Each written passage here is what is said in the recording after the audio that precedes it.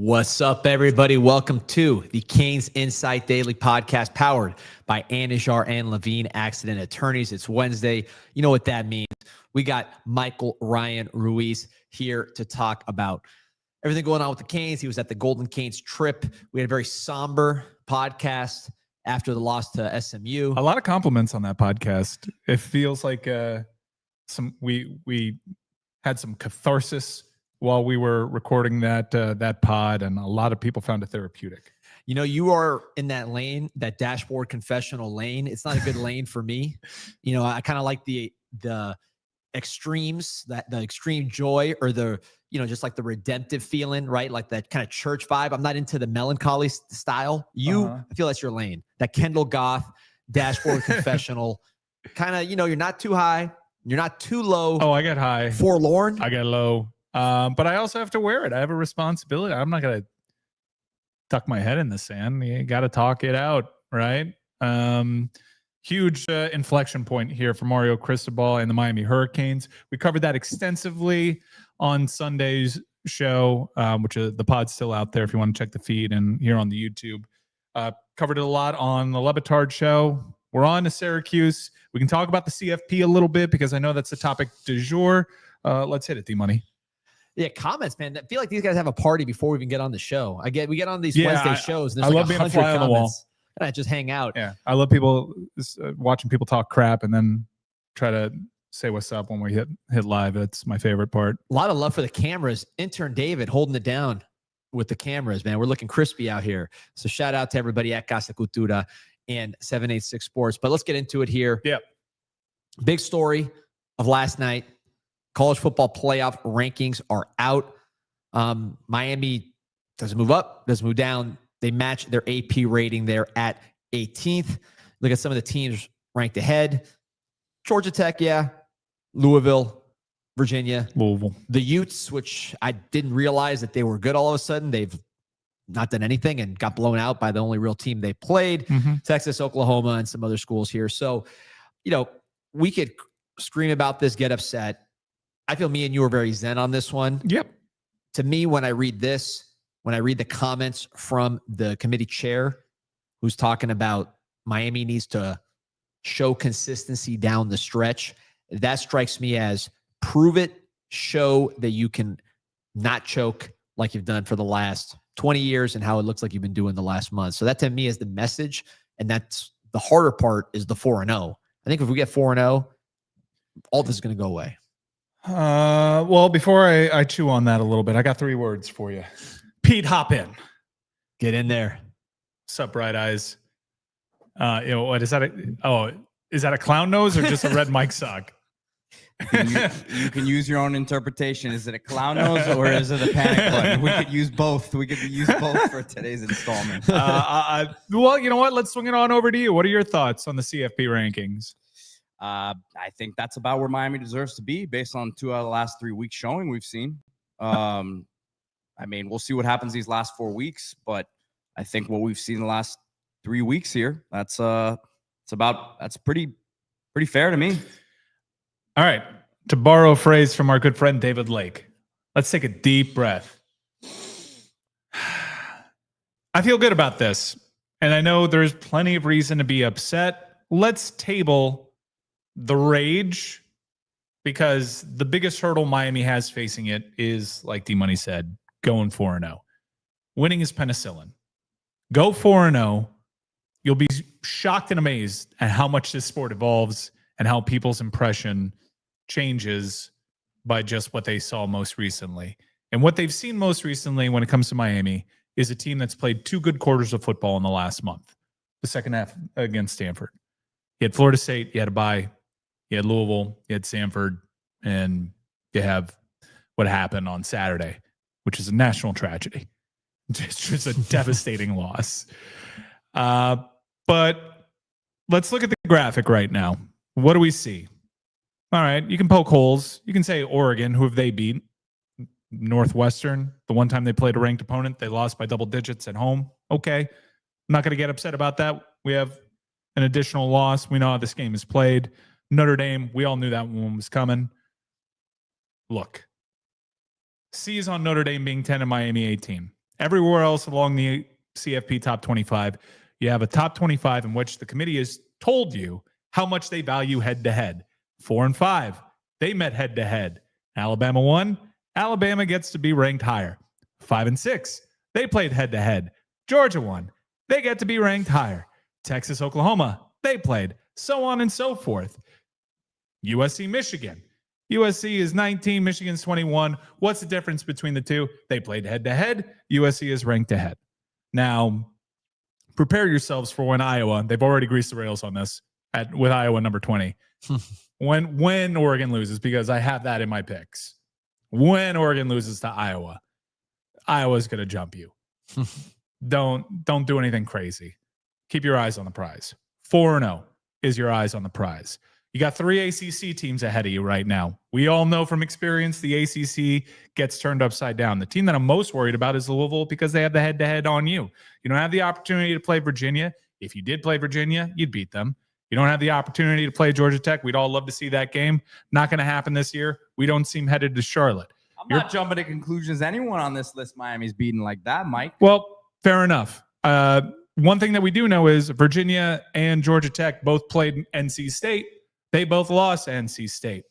In going 4-0 in this dream scenario, because that is the gambit here. The gambit is we're talking as if Miami's going 4-0 while we suspend disbelief for the moment, knowing that that's the biggest hurdle they got. In going 4-0, they'll beat NC State. Transit property, you get to compare schedules. Those two teams lost NC State. Miami beat NC State. That helps their argument clear the ACC. You have 7 versus 8 today. I'm surprised that they're bunched up that closely. Be curious to see what happens to BYU. If BYU loses that game, they're a big underdog. What I'm saying here is look at number 11. The first team out is Texas, right? Yep. We were doing this a month ago. They were dead. Everybody was grave dancing. And I said, watch them. Watch them win this game against Oklahoma. And in 2 weeks, they'll be right back in the CFP discussion because that's how big media rolls. Now, one thing I didn't take into account is Texas didn't even have to be impressive in winning these games.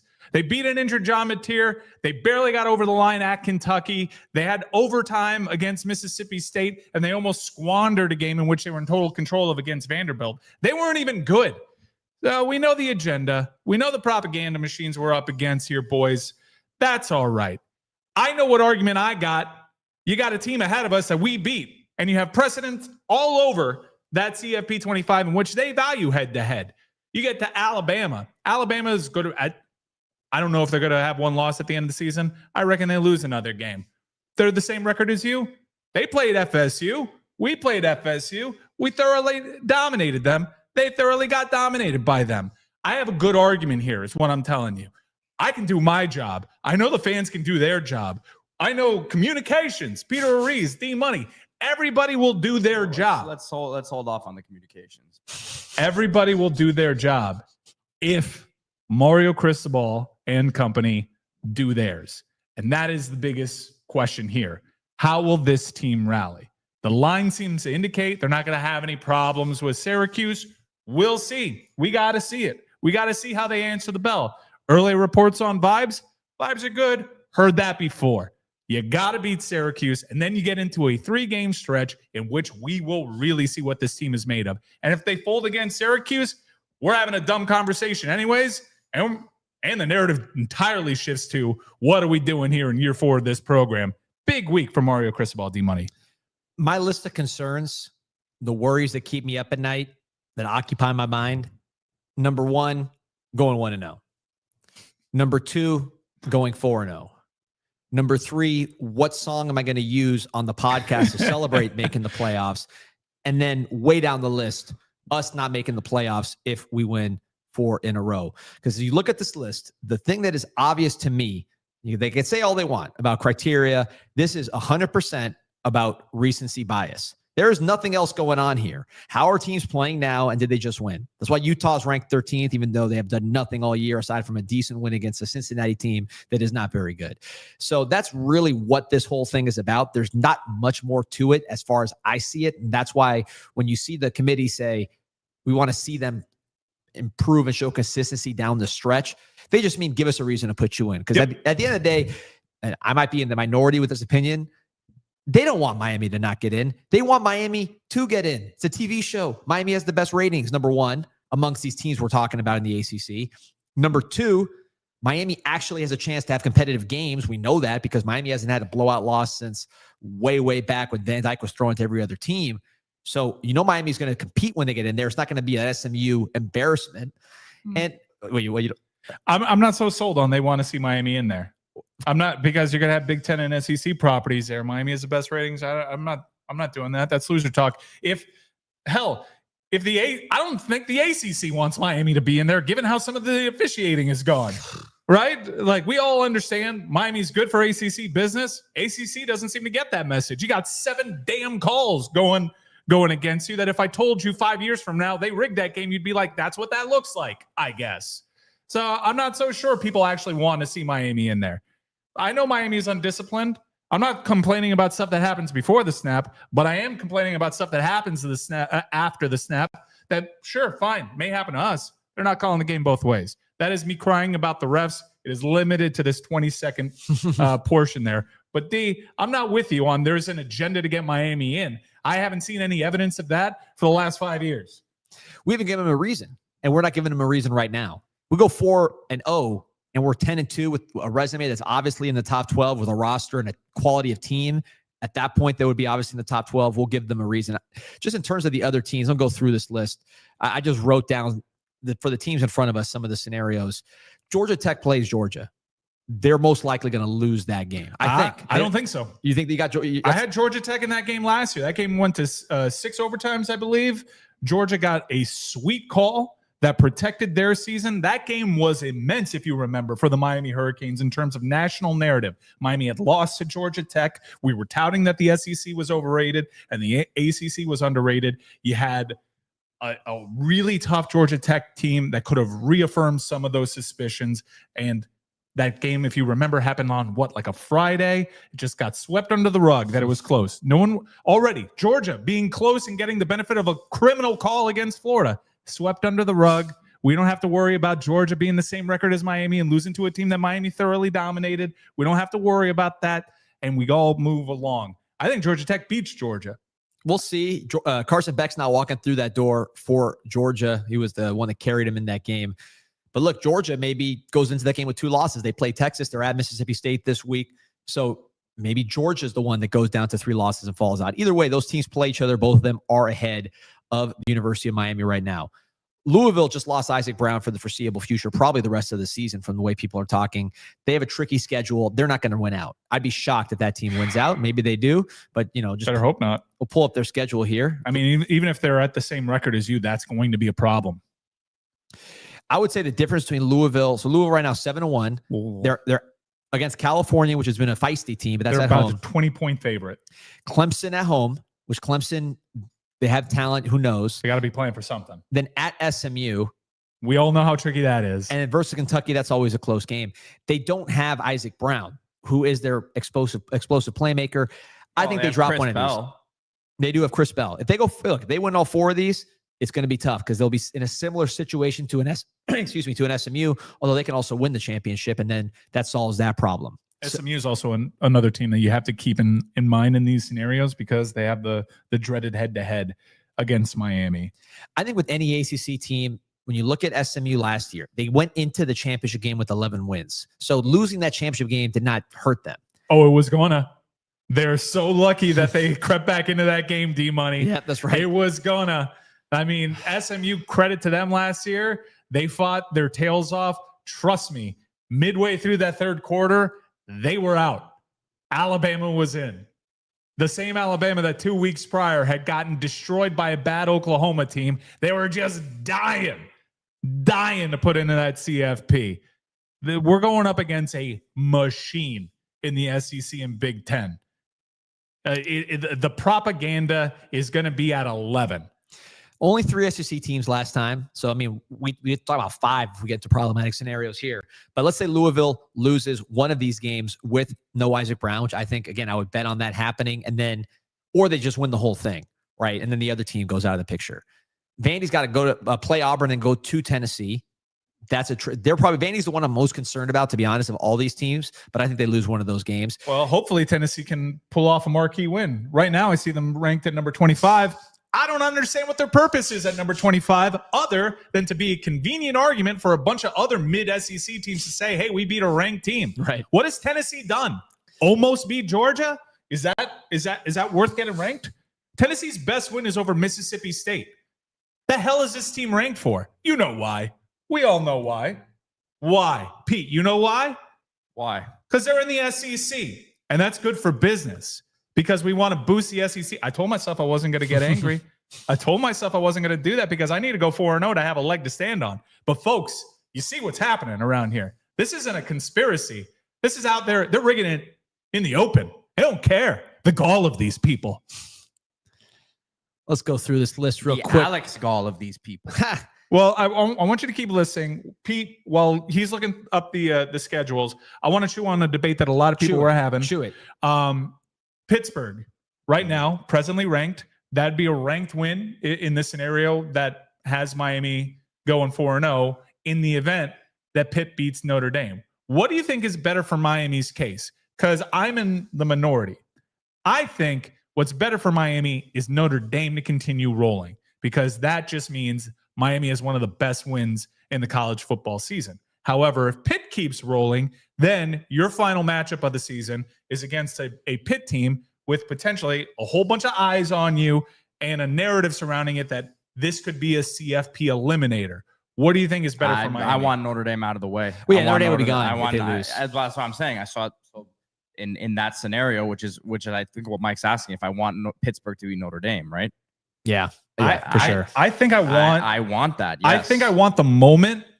And look, Miami may end up getting shut out of the CFP, but I want everyone to see what's happening. I want head-to-head to matter in every case except for ours. I want everyone to see what is happening. I want them to hold against us that we didn't make a conference championship game and hold up a team that doesn't play in a conference. I want that to happen. I want them to pretend that head-to-head matchups and out of conference doesn't matter if it happened the first week of September. I dare them to. That's what I want. I want everyone to see what a sham this is. Kyle makes a good point, though. I mean, they have Georgia Tech as well. So they've not only got to beat Notre Dame, but then they've got to beat Georgia Tech. No, Pitt, I mean, if we Pitt's want that destiny is in their own hands. They got 3 ranked matchups. Brandino saying, you guys appreciate your support, by the way. You're looking at the wrong way. There isn't 12 spots. There's 7. We would not get in over ACC championship game loser. We are cooked. Again, I go back to last year. SMU was 11-1. So when they lost in the championship game, they were 11-2. No one's going to be excited about a Louisville, Virginia. Virginia would be the most cooked of those teams that if they got to the ACC championship and lost, you'd be looking at their weird non-conference loss to NC State. And that's a lifeline for a committee that just tries to throw rationalizations together. They're not putting in a 3-loss ACC team. So that's not going to happen, that the committee will put in a 3-loss ACC team coming off a loss. That's just not, look at the recency bias of this. It's not going to happen. So I think that's the difference, fundamental difference between this year and last year with respect to the ACC is that SMU, like if SMU would have beaten Clemson, you wouldn't have had another ACC team in the mix. It would have just been Miami. So it's the SMU with 11 wins that was the problem last year. And that's not going to happen with the ACC this year. You look at Utah, which is currently ranked over Miami. Let's say that their schedule's pretty easy. Let's say they finish 10-2 and go to no conference title game. Nobody's going to look at Utah with no conference title, no significant wins, and a terrible brand, the fake U, and put them over Miami. It's just not going to happen in reality if they're both sitting there at 10-2. This is just where they're at now because Utah just won a big game. We just lost one. I'm not throwing stones at Utah. They've done a hell of a lot more winning over the last 20 years, and their head coach owns our head coach. I'm not going to call them fake U. That's banter for 2027 kickoff. See you in Las Vegas. But let's talk about Virginia. I don't think they got a leg to stand on if they make it to the ACC championship and lose, which is really unfortunate because it should matter. But we're in a kooky time. Maybe next year it gets better, D, when they add the 9th conference game, because right now we're playing ourselves into the same screwy situation that we were in last year. Who was in the ACC championship game last year? Clemson and SMU. Did Miami have an opportunity to play either of those 2 teams?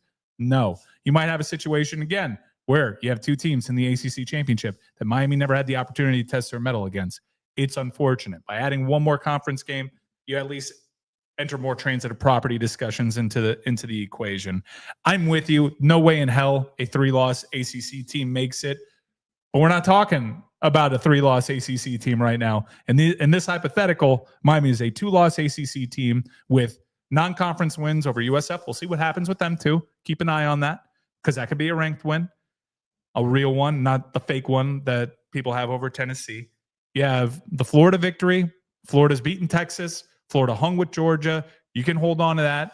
You have the victory over FSU, who beat Alabama. And, of course, you have one of the better wins of the season. Only you and Texas A&M get to say, we beat Notre Dame. And Notre Dame, by that point, might be the hottest damn team in the nation. Yeah, Virginia's not going to win the rest of their games. Virginia has their hands full. They got Wake Forest. They got Wake Forest. They're at Duke versus Virginia Tech. You look at the last few games. They'll beat Duke. That Duke house of cards is gonna fall quickly and heavily, man. I'm still not. I'm with you. They should have lost last week. But you look at overtime against Florida State, overtime against Louisville, overtime. You really should have lost against North Carolina. 22-20 over Washington State. 10-point win over Cal. I mean, this is not a good football team. Not a great football team. It's like us in 2017. Yeah. They're winning coin flip games. Credit to them. Look, they beat Louisville. We couldn't do that. They got a lot of turnovers. They did the job. OU has to play Bama, Missouri, LSU. They're not going to go. They're not going to run that table. They got too many flaws on offense. Texas against Texas A&M and at Georgia. They're going to drop one of those games. I don't know. You don't think so? Texas hasn't met their ceiling. I think Texas has so much talent. I think that I look at Texas the way I kind of look at Ohio State last year. Like they just need to put it all together. Ohio State started playing their best football in the CFP. If I'm one of these established CFP teams like Ohio State, which, you know, as sure as the sun's going to rise. Sounds fun. As sure as to be an established CFP team. As sure as the sun's going to rise, Ohio State is going to make the CFP. I know I don't want Texas in there. I was in a rock fight with them with Arch Manning having his first true road start there, and that game was close. I don't want to see Miami in there because I know that their body types and their talent, when they play a clean game, they can hang with anybody. I probably don't want to see Notre Dame in there either and Texas A&M. But outside of that, I don't have any fears. I'm dying for the likes of Virginia to get into this tournament. I don't think Texas is that good. So let's look at the Texas's last few games. They lost to Florida, couldn't block Florida, which Miami, as you saw, pretty much manhandled. I mean, I wish the ACC was as easy as playing Florida. We'd never lose a game. Ever. We'd never lose a game. They couldn't do anything on their defensive line against Texas. Completely dominated them. So their offensive line, suspect, got destroyed that game. They go and play Oklahoma, a very flawed Oklahoma team. A tier was a tin man in that game. Yeah. Could barely do anything. Then they overtime win over Kentucky, who sucks. Overtime win over Mississippi State. We may need Kentucky. 34-31 over Vanderbilt, who is Vanderbilt. Good team, Vanderbilt. Now they got Georgia, Arkansas, Texas A&M. I don't think Texas is good enough. That's my view, but it could be wrong. But I don't think they're on some particular hot streak. Notre Dame's on a hot streak. I'm projecting. Texas sucks. I understand. Look, they don't deserve to be in the CFP as of today. They're the first team out as of today. I said that they were going to play their best football game of the season against Vanderbilt. They kind of did. And then that fourth quarter got super screwy. And in SMU-like fashion, Vanderbilt had a final score that was very respectable and keeps them in the conversation. But don't get it twisted. Texas controlled that game. Texas looked really good in that game. That fourth quarter just messed with people's minds.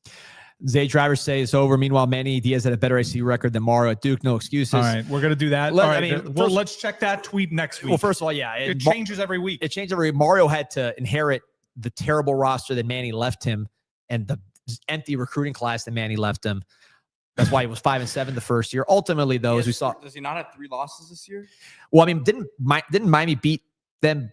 They scored 53 points against that Manny's defense. He was, honestly, in my opinion, when you go back and look, of all the coaches we had, the worst coach since Coker was Manny. So he inherited a good system or a good program right now at Duke, which Elko left because he was doing well. And by the way, he inherited a Mark Richt program that came off of a bad year, but was a pretty healthy program as a whole. And he was at a different point in his head coaching development. I think Manny's grown from his time down here, but look where this all came from. It comes from different sources every couple of weeks whenever it's convenient for them to use this again. But it came from Danny Cannell. This is all he has. That's all Danny Kanell and FSU fans have. We gave them manna from heaven in losing to SMU. That's all they have to root for right now. We all remember what it was like when we pushed Manny Diaz out the door. Crap was in shambles. I don't really like what is your argument when you put out that Mario Cristobal Manny Diaz stat that Miami should have stuck with Manny Diaz? We saw enough. We saw enough. Yeah.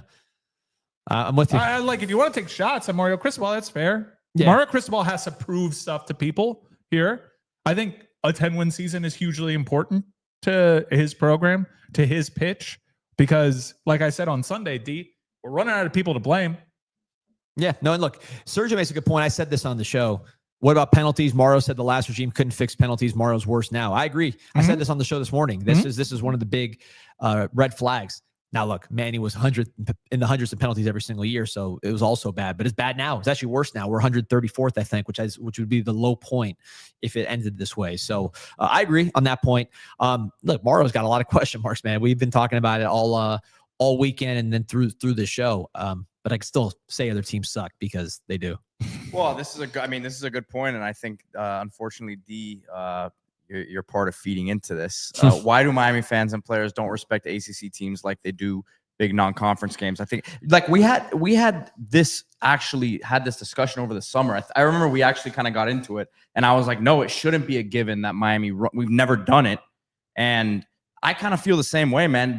We see every week these opposing coaches make it, bigger than what it is other weeks, right? Because obviously there is a momentum against Miami here, and this is not a conspiracy. Like I think we saw last week. And by the way, people asking why Rhett Lashley has a vendetta against Mario. Rhett Lashley's a Manny Diaz guy. Let's remember that he was a big Manny Diaz guy, and to this day, those two are still good buddies, from what I understand. And Lashley was not happy with how Mario spoke about the way that Manny, his tenure ended here and how Mario's gone on. Or the Manny guys. Right, or the Manny guys. Right, which one player drafted in the 7th round. I mean, I think the talent level speaks for itself. But made it to an ACC championship game with a ton of Miami cast. No, not the Lashley. I'm saying in terms of what was left. Lashley's good. I'm saying what was left on the roster when Mario took over and then talked bad about Manny. We only had one player drafted in the 7th round. It was a fact. We're trying to add color. You're cooking. Yeah, let's go. Go ahead. Well, my point is, I completely agree with what Kyle is saying here, and I think it's obvious this sort of mentality seeps into what the team does, and this is not a just this year issue. I don't think it has been this way for years, but I think there is something to this. There is, and I don't know what it is. There is. Let's hyper focus on the Mario tenure for a bit. And I'm borrowing the argument from our good friends over at the Through the Smoke podcast, but they try to talk this thing out. I know why we struggled against the ACC over the last 15 years. We haven't been a good program. We've been middling. We had a couple outlier seasons here or there, a couple late season rankings that might have been fool's gold. But let's focus on the Mario stuff and what's happened recently. The argument that they made was in these big games against Florida, against Notre Dame, Mario's approach to let's play clean football, let's be execution, let's be real estate acquisition, let's control the game, time of possession, complementary football. That stuff works when you're playing those teams that have talent that is equal to you. But in the ACC, when you're matched up against teams that you have more talent than, and you use that same approach, you're running into teams that are playing to win, that are not complementing your style and approach to a game. Notre Dame approached that game the very same way. Look at how they treated CJ Carr at the start with kid gloves. Let's not make a mistake. Short passes. Let's get this into the 4th quarter and see which talent rises. That's not how SMU approaches this. That's not how Louisville was approaching this. They were going with kill shots. They played 3 quarterbacks in the first drive against us. They were running fake field goals, wheel routes, like turnovers late. Like let's just play our game. Play our game, which is always a certain style that always meets an elevated talent and meets them there at the summit. And I think that Mario needs to recognize that. It's the most convincing argument that I heard, courtesy of David Lake, which is Miami needs to change its approach. It's not just about tendencies, because by the time you get into conference play, you put in a lot of tape. What your approach needs to be, let's freaking smash these guys. And we're not doing that. Our whole approach is time of possession. Why do you want time of possession against SMU? You want more possessions against SMU. If you're the more talented team, give me the ball as much as I possibly can have it, because I'm going to put up more points than the other team if you give me more chances. And that's not Mario's approach to these games. It hasn't been. It's been a little puzzling, which leads us to going 4-0, beginning with Syracuse. D, let's trust the quarterback. Let's trust the playmakers. Let's get more possessions. Let's impose our will. Let's have more tempo. Let's go for it. Let's start trying to beat the crap out of teams rather than just get the dub. The time for just getting the dub, that is over. We have no margin for error anymore. We need style points. Hanging on them. We can't even condense. We can't even constrict anymore. Yes. So why approach a game like we're going to be a boa constrictor if we've lost that in our locker? We don't have that in our arsenal. We have to change our approach. We have to go into these games with the mentality of we're not just going there to handle business and TCB and come out with a dub. We're coming there to smash you. Yeah, I think you talked when the question about why we keep losing these ACC games. I think, and I thought we'd run through the ACC. I was worried about Notre Dame, right? Mm-hmm. I was worried about those games. I thought we were 10-2. I thought we'd lose one of the early ones, lose one of the ACC ones, but I didn't think it would happen like last year where you lose 2 in the ACC and, still got 4 games to go. The issues would be, I would say first, like you said, there's more tendencies later in the year, or at least your tendencies are on tape later in the year. Teams know how to play us. With TVD, you remember they knew how to make him throw picks and that you go ahead and pass. Yeah. Go ahead and pass. With Ward, they knew how to force him to be patient and take advantage of that. Also, of course, they had the book on our defense even more than they did, in the Florida game. It wasn't there yet. Yeah. It was run out wide, attack the flats, make Miami's DBs tackle in space. We were screaming for a month and a half on CanesInSight last year that this was a plan. We never adjusted. Yeah, we now don't have the talent to adjust either. But yeah, the book was out there at that time. This year, the memo is clearly force Carson Beck to beat you. Anticipate it's going to be a conservative approach where you're like you've all taught boa constrictor, however you want to say it. This is going to be a close game. You're not going to blow out, on top of the fact that later in season games are closer anyways. Mm-hmm. So now you're really talking about tight games. And with those margins, a guy like Lashley, a guy like Brom who can dial up some game-winning plays, couple that with the penalties, and you see what we've seen. So I think it's just a situation. It's not so much about the ACC. It's about Miami getting worse over the course of the year and other teams figuring out Miami and Miami not being able to adjust, to your point. So that's been, to me, the problem is what we need to face here with 4 games left. The focus, they're going to try to switch up a lot of things. You can't change your whole team, right? You can't change your whole approach. Your identity is what it is at this point. I was happy with the limited possessions that we had against SMU. I did think that Shannon Dawson tried to do some different things. We saw Malachi Tony in the backfield. We saw more outside runs. Miami had success running those plays. But yeah, you can't reshape the offense. We're not going to go to, a spread team. But 4th down, 3rd down, short yardage situations, that to me is where there's the most meat on the bone, because we have been so predictable in these short yardage situations. And in the past, we've had the ability to power through that. Certainly last year, that was the case. Maybe beginning of the year, we saw that a little bit.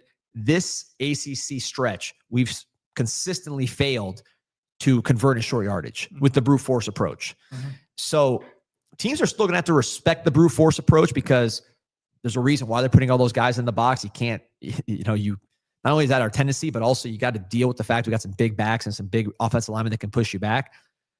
But the opportunity to make big explosive plays when they expect us to run is sitting right there.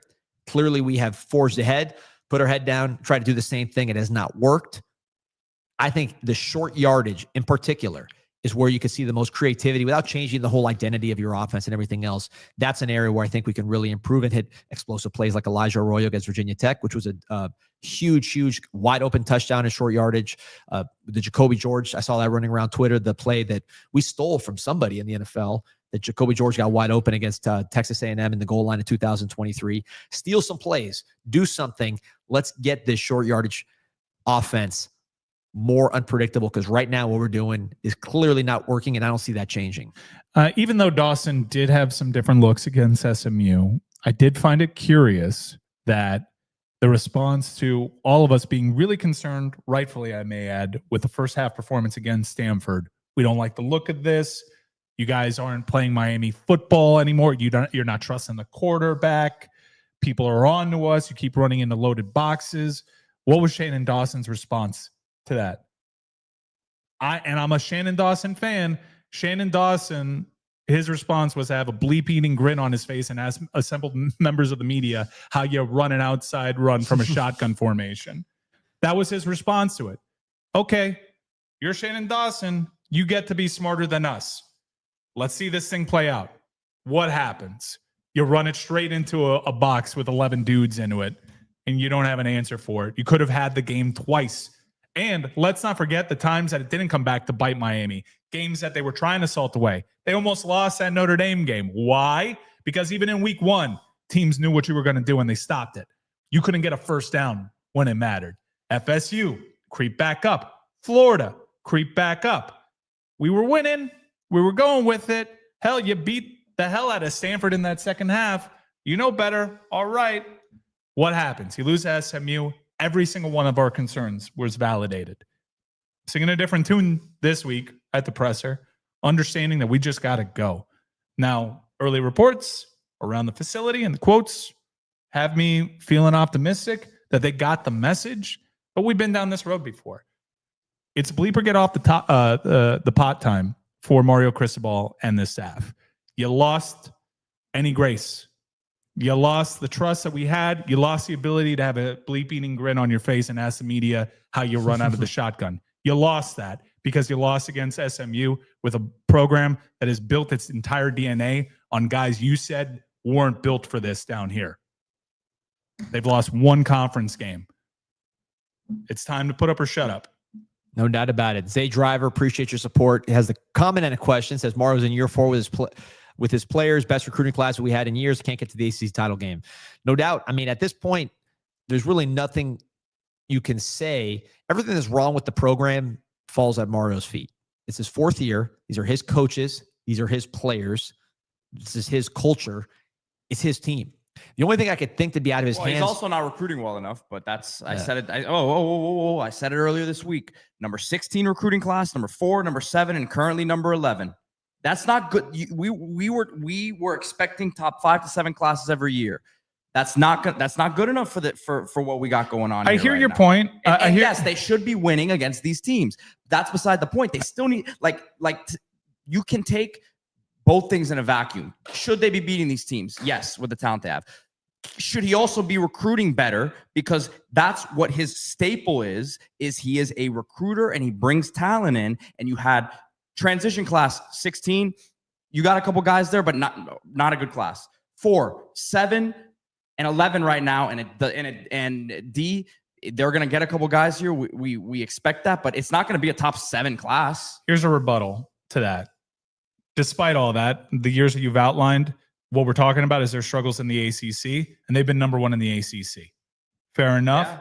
Yeah. Also, it's still not good enough, though. Yeah. No, I hear you. You want the classes to be better. How do you supplement this, though? He's not all in just on high school. Bang up job in the portal. Yeah. Tremendous job in the portal, and that's how you fill those holes. And also, you got to give it to their scouting. They've absolutely nailed to, like Malachi Tony was a 3-star last year. You used last year's class. If we regrade that class, Malachi Tony's a 5-star. Yeah. So I think that while I hear you, yes, I want the high school recruiting to be better. You would expect it to be a little bit better. He's done the things to offset that. He's scouted. He's hit on guys that were lower ranked. He's supplemented these classes with really effective transfer portal classes, and that shit counts. The D-line needs more depth. The receivers are still lacking a big-time playmaker. The O-line hasn't been what we expected it to be. The linebackers are lacking speed right now. Safety room could use someone else. I mean, the recruiting to me in the portal, we can talk about these class rankings and all that, but there's still personnel missing. Again, you can be good enough to beat these teams and still look at the issue at hand because you can win out. This, what I said right after the game still holds true. You go win out. A lot of questions there, but I feel phenomenal about where this program is at with 10 wins in a row. But where my questions would then lie would be, okay, how do you finish this recruiting class? Because you didn't finish last recruiting class with the guys that you wanted to finish with. Can you finish this recruiting class out strong? And then what's the momentum like going into next recruiting class? That's what I'm looking at when you look at the health of this program moving forward. Well, winning would help get this recruiting class, which going at least more to your satisfaction, which leads us to the penicillin. Yeah, I like that. When is penicillin? Who wrote that bar? Did you steal that from somebody? Or is that yours? Stole it from somebody. I like it.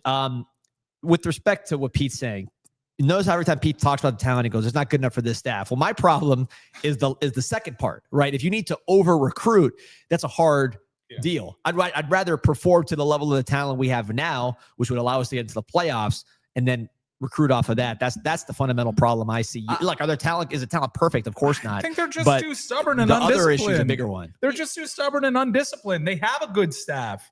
They literally tell you in the microphones, you don't know what you're talking about. It is what it is. These are our tendencies. You just got to power through. They're undisciplined. They're beating themselves. You look at the box score. How do we lose to a team that has 23 rushing yards? You lose to a team that has 23 rushing yards when you give them 100 yards in penalties. Oh yeah, that's the story. And here's my thing too.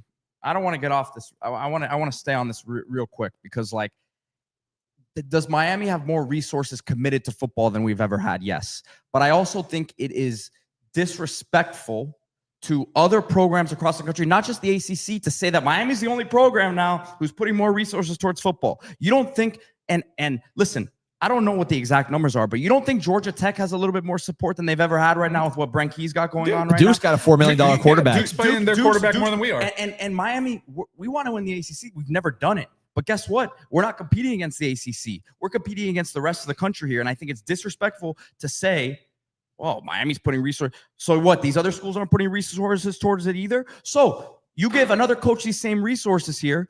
I don't know if they'll be able to recruit even to the level that Mario Cristobal is doing right now, which isn't good enough. Right. Well, I think one thing we need to acknowledge is in this limited sample of CFP era, the easiest path to the CFP for Miami has always been through Charlotte. And Mario Cristobal does top-end recruiting, and we know when he lines his guys up against the likes of Notre Dame, a national runner-up last year, there is not a talent discrepancy. Miami looks like they're the better team, and they control it. Maybe they need to refine their approach and get some guys that can win inside this conference, though I don't think it's a recruiting thing as much as it's an approach, it's an ego, it's a stubbornness, it's a discipline issue. The good news is these problems are now clear. And over the last few years, Mario Cristobal has had clear problems present itself, problems that littered our comment section, D-Money. Get Gaddis out of here. Gone. We need a new DC. Hires Guidry. We love Guidry. 2 years later, get Guidry out of here. Gone.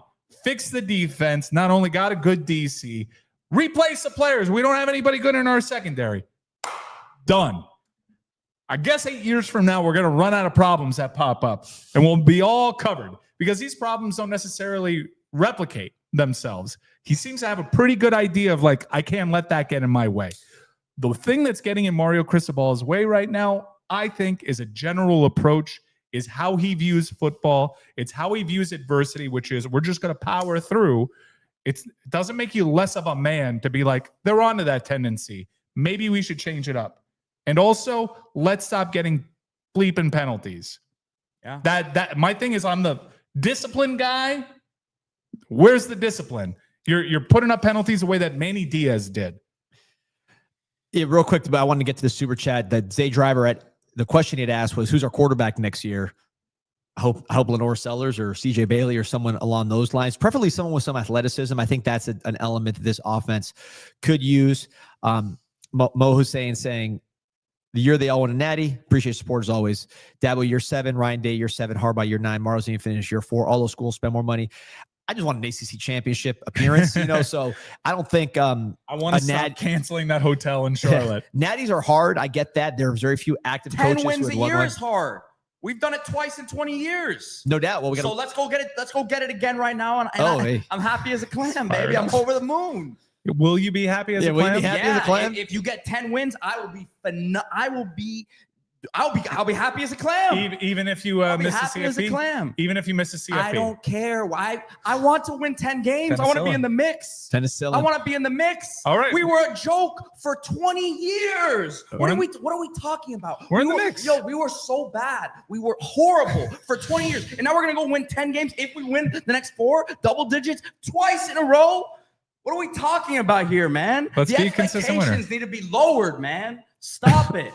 Pete is lower your expectations. And by the way, again, let's go back to what I was saying. If your calling card as a coach is as a recruiter, then go get elite classes every year. Pete, I love Pete is zigging and zagging all over the place. I love it. Do you think he's going one way? He's going down the negative lane. No, we're chilling. Go 10-2. Lower your expectations, baby. We're recruited back. We could still be we could still be a joke, but make me a 10-win joke. I don't want to be Florida. I don't want to be FSU. I don't want to be that joke, man.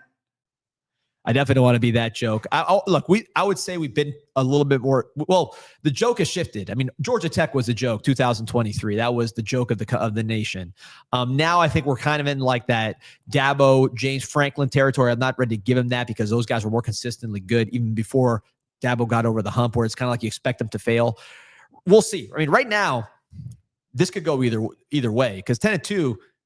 Again, I don't think we are. No. If I had a bet, I would put the odds less on going 10-2 than the odds of going 10-2 based on our current trajectory, the way we're playing, the way we've played for the last 20 years. So has not been done yet. Can this team get punched in the face against Virginia Tech and Blacksburg and survive it?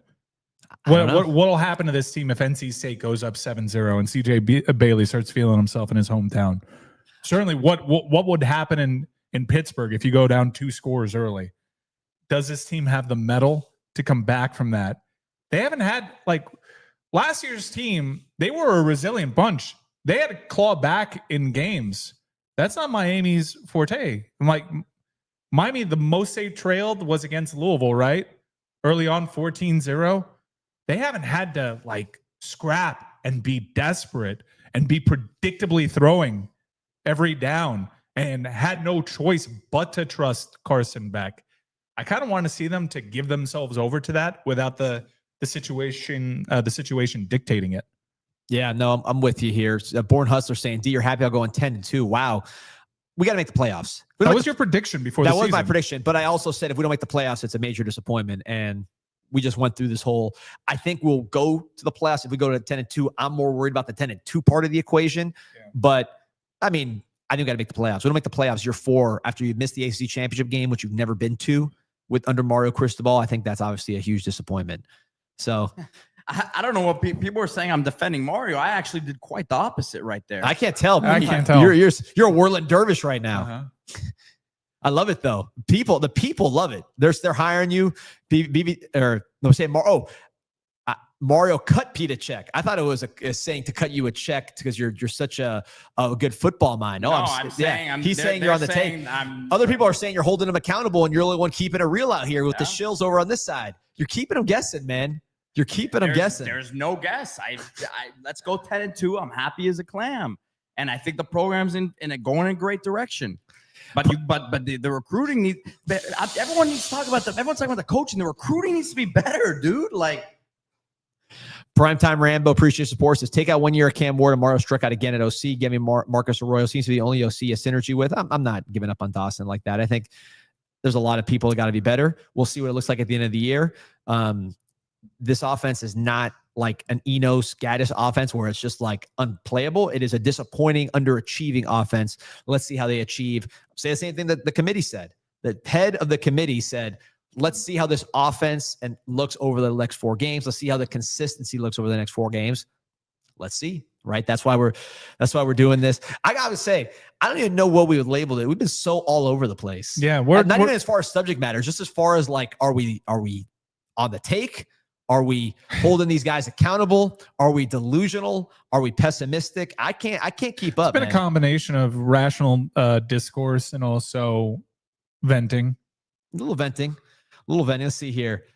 El Rico says, what did Dawson do at previous school? Nothing. I mean, he was top 10 offense at Houston. Dude, I wouldn't say that. I mean, Shannon Dawson, he's been a good OC. He had the greatest offense in the history of the program Last I checked, Google it real quick. Have a pretty good program.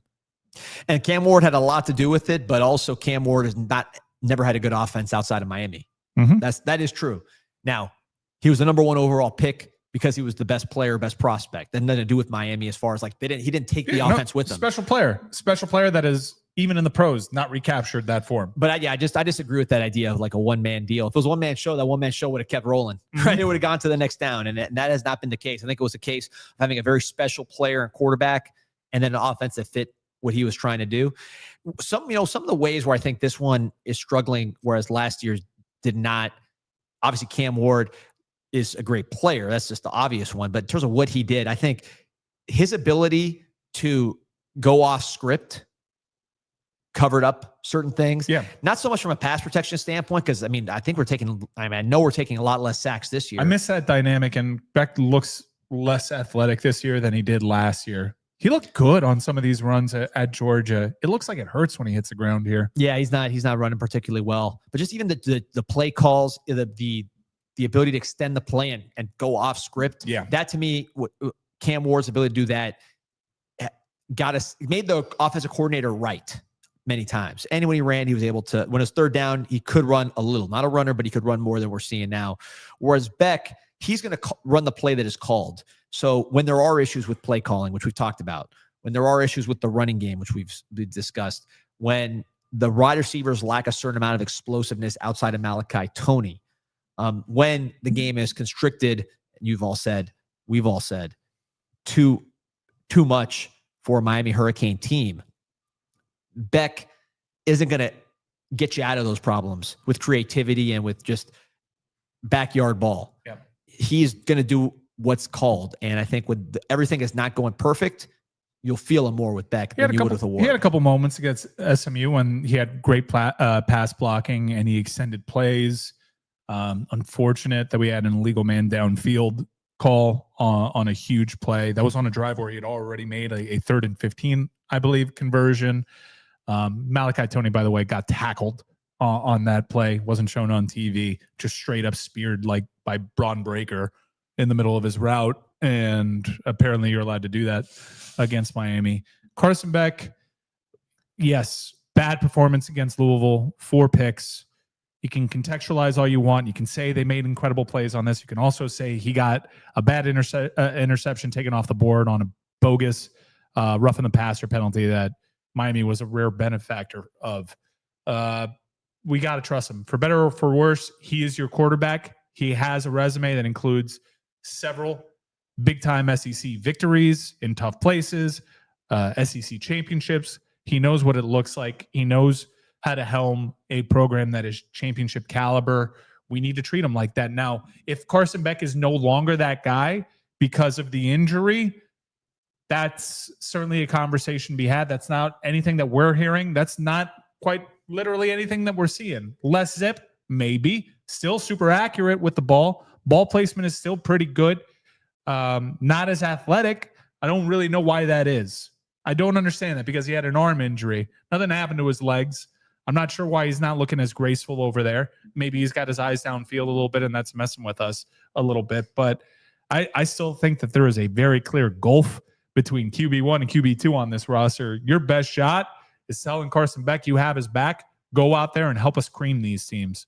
Yeah, I thought he played well last week. I mean, he made a lot of third downs that were much longer than they should have been. I wouldn't say he was the problem last week. I just think when a guy that plays on time and runs the play that's called is not getting the best play calls, not having the best running game to support him and put him in good down and distance, is dealing with a phenomenal amount of penalties, it's going to be harder for him who he lives on time. Yeah. He lives on time. Although he did have some nice plays off script last game, that's not who he is. And that's also where you see him make some of these mistakes that you've seen. This team folds when they have a procedural. They fold. They don't know what to do. It's like everything is scripted and they don't account for being backed up 5 yards, being backed up 10 yards. They don't know. Like they all hang their heads low. And you see when they get back to the sideline, like they don't have belief that they could overcome. Whereas last year's offense, 3rd and 20, we were feeling good. Yeah. It was crazy.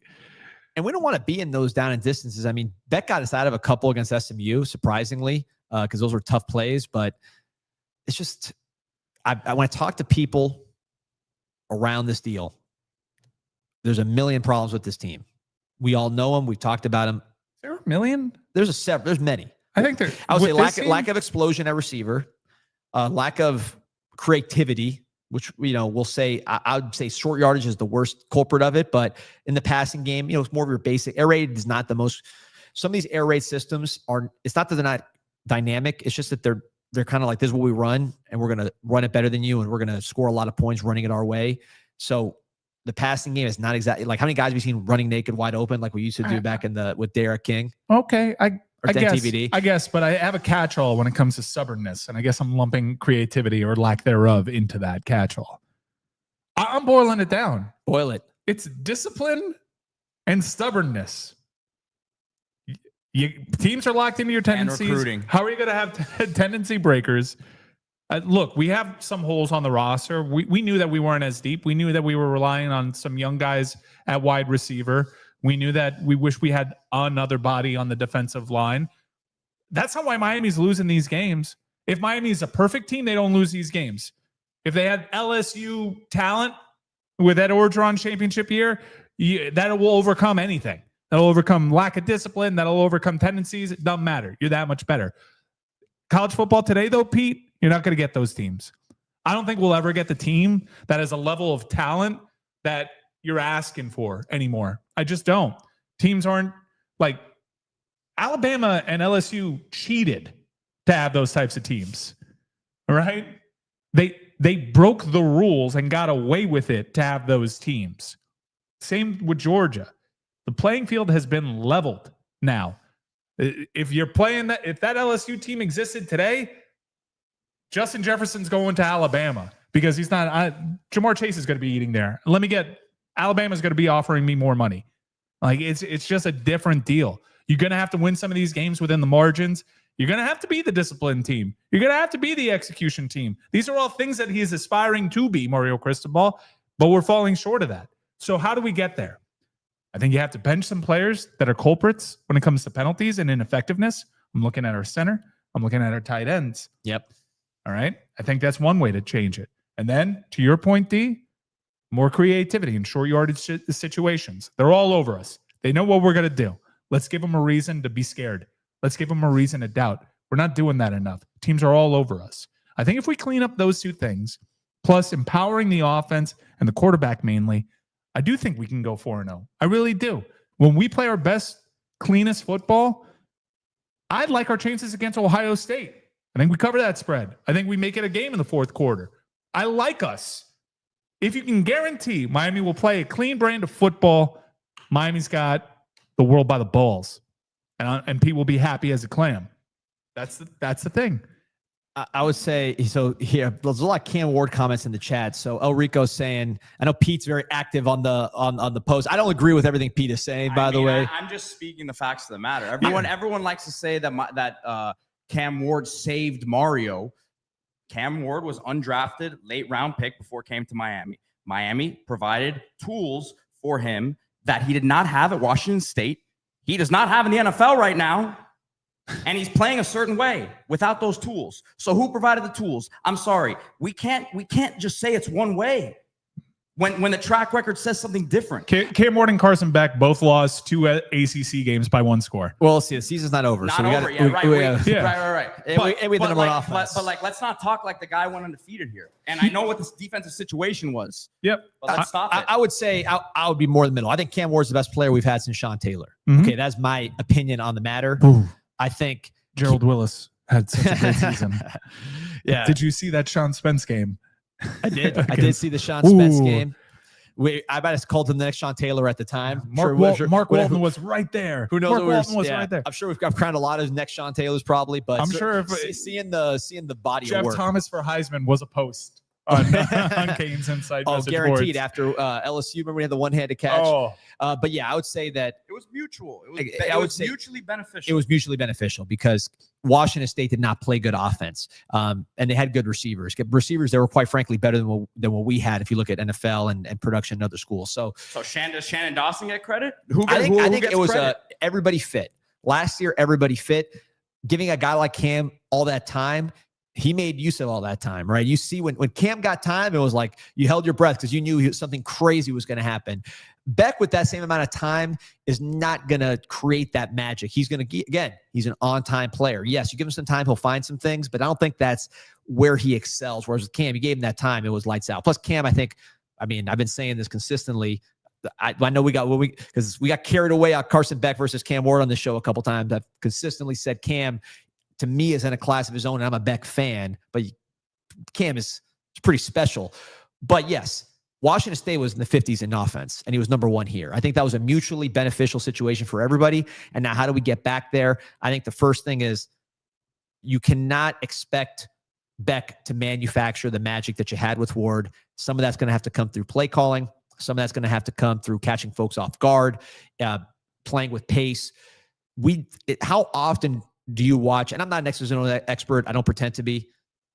You do pretend to be. X's and O's, no. I say you pretend to be. X's and O's, definitely not. Because I know enough about X's and O's to know what I don't know. And I know when you know like 10% and you think you know 70%, that's when you really don't sound, you really get off track. So I don't pretend to know.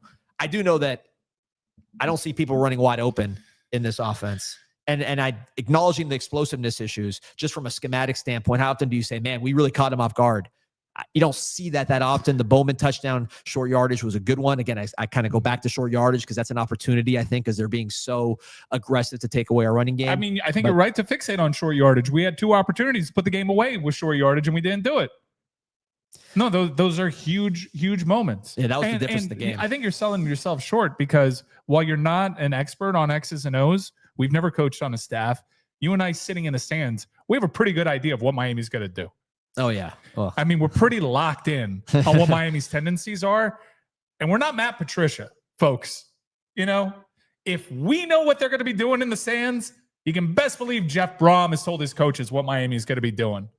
Oh, yeah. No, I don't think we're catching anybody off guard. Primetime Rambo, appreciate your support. Says having an underachieving offense is worse than having a bad offense. G5 offensive production doesn't impress me. One of the reasons King left Houston for Miami was due to Shannon Dawson. Primetime Rambo. Did you watch Jake Garcia start at Virginia? Did you watch that? I'd rather have the underachieving offense than just the flatly bad offense. I'm done with it. I was at the Bad Boy Mowers Bowl where Ja'Cory Brown just had that 7-yard out route. He threw it really well. Restrepo was open every time, but I'd rather have this offense. What about the Tate Martell against Louisiana Tech? Yeah, I mean, I'm good with an underachieving 32 point per game offense that we can hope gets better than some of the stuff we've seen. But thank you for your support.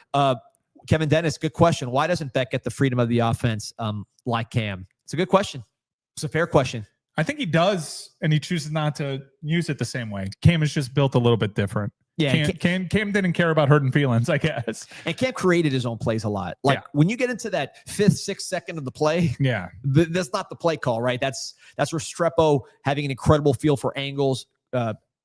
Cam Ward is a former point guard in basketball, having an incredible feel for angles, that chemistry. I mean, some of those Restrepo improvisations with Cam, that's just two guys Cam playing liked ball. It there, even though mistakes were born out of that. We saw the worst interception ever in Berkeley, where it was born out of him doing what he wants. Now, Carson does have that in his locker. Saw it firsthand. Unfortunate, illegal man downfield. But he was out there playing backyard football with Malachi Toney. Malachi Toney was calling for the ball a bunch of times, and then Braun Breaker popped up out of nowhere in a hoodie and just took him out of the play, and the cameras didn't catch it. A lot of Braun Breaker comments, man. Well, I mean, he throws the best spear in the business. We should have had him as our wrestler of the week. No, I got someone else who throws spears poorly as my wrestler of the week. Is that our hint to transition? We've been at this for a while. Let's see. Hold on. We got some more questions here. We're getting football talk. The somber tone, man. We need some buzzing, man. I'll take some. Yeah, I checked in the fridge. These buzzins, they leave the fridge as quick as they go in there, man. Don't you have cases and cases of the stuff? I do. I try to bring some to Casa Cultura 7864 Studios, and the buzzins disappear. But if you want your buzzins to reappear, drink BUZZN, BUZZN, drinkbuzzn.com. Use code FIRST50 for 50% off your first case, whatever your first order, and BUZZN, man, it'll get you through some of these tough offensive series. Big Daddy's Liquors here in South Florida, they have BUZZN. So if you're down here, just go to Big Daddy's. You can get it right off the rack, or you can order it anywhere in the country. I think anywhere in the country. I see Pete pacing, looking at comments right now. Like he's fired up. There's just he needs a BUZZN right now. Need a BUZZN, pal. There's inconsistencies in this argument. Jalen says, I've never seen a player of this caliber getting disrespected by his own fan base. Insanity. There's no disrespect. I'm just pointing out that everyone wants to say, who? Wow. Who's the player? Wow. Carson Beck or Cam Ward? Cam Ward. Yeah. Cam Ward, what he saved Mario. The guy came back to school because he was going undrafted or he was going to be a late round pick. He came to Miami. He was provided pieces. He's now in the NFL without said pieces. And look what's happening. Like, this is just facts. Like, Cam's great. Cam was great for Miami. But let's look at what the facts of the situation are. Why do Mario and Dawson get zero credit? Like, what they've done this year is a travesty. But like, we look at that situation and you look at the turnover machine that he was at Washington State, and why wasn't he that? No, whoa, what? I'm not stopping you, Pete. He was a turnover machine at Washington State. He comes to Miami, he gets protection. Is he coached a certain way? Is he taught to see? I mean, no, the coach gets no credit, but the coach is blamed. All right. Why can't we give the coach credit? Do we need the Iranian Pomeranian around? Listen, all I know, Iranian Pomeranian, the Turan Terrier, the Turan Terrier. I kick that little dog. You can't be kicking dogs. Piece of juiced up today. I love it. Look, I would rob a bank to pay Cam Ward to come back, and I love Carson Beck. Yeah, but Cam Ward was a different dude, man. Off the field, on the field, he is a special guy. He made a lot of Miami Hurricane fans. You're never going to hear me disrespect Cam Ward. The only pushback I will give is he never played on number one offense. Why would a turnover machine be the most sought after quarterback in the portal? Because Mario and Dawson knew what they could do when they molded that clay, baby. P, baby. Man, I believe this. Again, I don't know if they're talking about Beck or Cam Ward. Yeah. Oh, man. All right. Well, listen, my guy Sports is setting me up with a nice alley-oop if I can find him. And the comments are going Pete crazy. Versus Chad show. Pete is going toe-to-toe with the chat. But look, when I get a nice, cool can of BUZZN, nice to pair it with a couple of croquetas. There he is. And you know where to go. Islas Canarias Cuban Express, the #1 Cuban restaurant on planet Earth. 7 different types of croquetas. Look at all the sandwiches. Pan con bistec, pan con lechon. P, what's your go-to at Islas? What's your go-to? What do you eyeing here? Normally I just get a couple croquetas and a colada. Keep it moving. Well, if it ain't broke, don't fix it. The offense needs a little bit more variety, but your order at Islas doesn't. But if you do want to open up the playbook, look at all the stuff you got right here. Empanadas, pastries, tequeños, you name it, they got it at Islas Canarias Cuban Express, plus the batido de mamey. You're a Trigo guy, right? Me? Yeah. Yeah. I mean, I'm more of we went through this last week. We did. I'm a mamey guy. You're right. You're a mamey guy. That's right. I'm also a mamey guy. You can get the colada, but you can also get a nice iced Cuban latte. I've never heard of an iced Cuban latte. I've heard of it. These guys are innovative, man. You drizzle it with a little condensed milk. We got to get Eileen. We got to get Eileen Andrade to take a look at our playbook and see if we could add some spice. The inventor of the kimchi croqueta. She'll get this thing going. I'm trying to spam the chat with all of Cam Ward's fumbles in there to help boost Pete's argument, just because I'm enjoying watching the car wreck. Here's the BDTV. Everyone was great when they signed. Then Mario is going to sort of colleagues ruin them, and we blame the players. Here's one thing I'll say about blaming the players, which I don't. But these are Mario's guys. So if we say people are looking for excuses, if a player or a position group is not as good as it should be, we're not playing as well as it could be. If a coordinator is not connecting, if the culture is off, which I don't think it is, but if it is off, it's year 4. These are all Mario's guys. They're all Mario's coaches. This is his culture. So anything you say about the team is not trying to get the coach off the hook. They're his guys. It's all him. So I just don't understand that approach. The weekly calls to Casa, he was coaching him up before. Who sent that? Who sent that? And you know what? Our EJ made it. EJ, great question. Who said that? One half of football in the bowl game. That's right. He quit on that bowl game. Listen, Pete. we What he could scored? How many points he scored? Like 40? We could have had 11 wins last year, man. And listen, how about this? If we can call Cam Ward and say, Cam, we're playing we're playing Syracuse. We don't need his help. We're playing NC State next week. Cam, you mind coming down and scoring 5 touchdowns in the first half and then driving back up to Tennessee? I'd take that. I'd take that deal. Cam, go ahead and come down here, play a half of football, score 7 touchdowns, make a highlight reel against NC State, then get in the car and drive up. Don't make Pete look up Will Levis stats. Don't do it. You're not gonna like how this. You're not gonna like how this lands. No, Everybody needs to lay their swords down. We're not gonna do this. Cam Ward was great here.